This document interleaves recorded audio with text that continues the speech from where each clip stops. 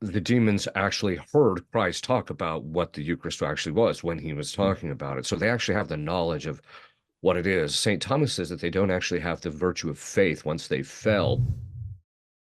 This is an area where some people might say is extrinsic to what you do. So what are you talking to an exorcist about the Eucharist for?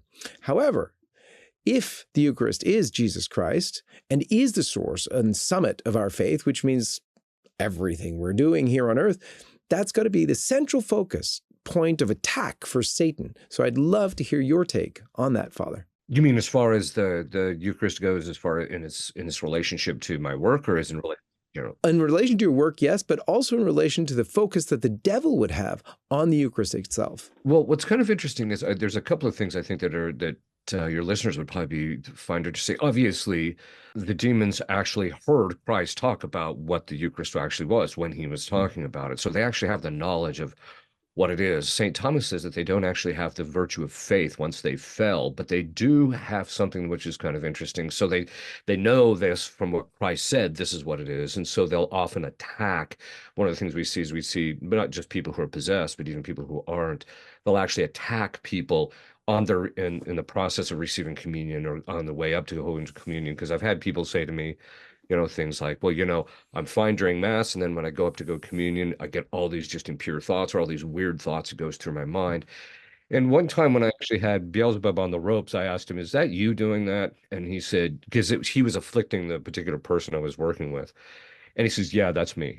So, so it does give you an indicator that they see the importance of it. But there's another side to it that people may not be aware of, and that's the fact that the demons actually, because their knowledge is infused by God, they actually they know the substance of a thing, or they see the substance of a thing intellectually.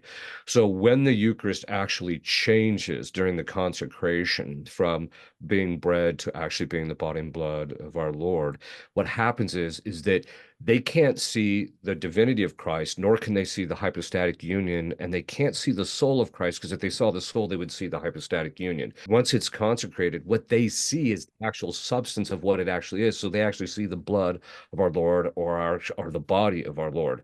And so this actually came out during a session during one of our exorcisms, where the woman actually saw what the demon actually saw. And when she went to receive Holy Communion, she said when she looked in the chalice, even though the species of the precious blood at that time was actually a white wine, she actually saw blood in the chalice. So she saw what he saw. So they know that there is they don't necessarily have full faith in the fact that this is God, etc., but they know that Christ revealed that. They know that they know that this is actually the case. And so for them, they know that this is the source from which all the other graces flow. And so they know that this is one of the key things in relationship to a person's spiritual life. This is one of the reasons why they tend to do a couple of things. They either afflict people to make it difficult so that their reception is not done very devoutly or with concentration or attention and things of that sort. But then the other thing is they'll also drive people receiving in the state of mortal sin, because they know clearly, perfectly what the church's teaching is on that particular aspect of things. And so they want people to commit the sacrilege in relationship to that, because that empowers them.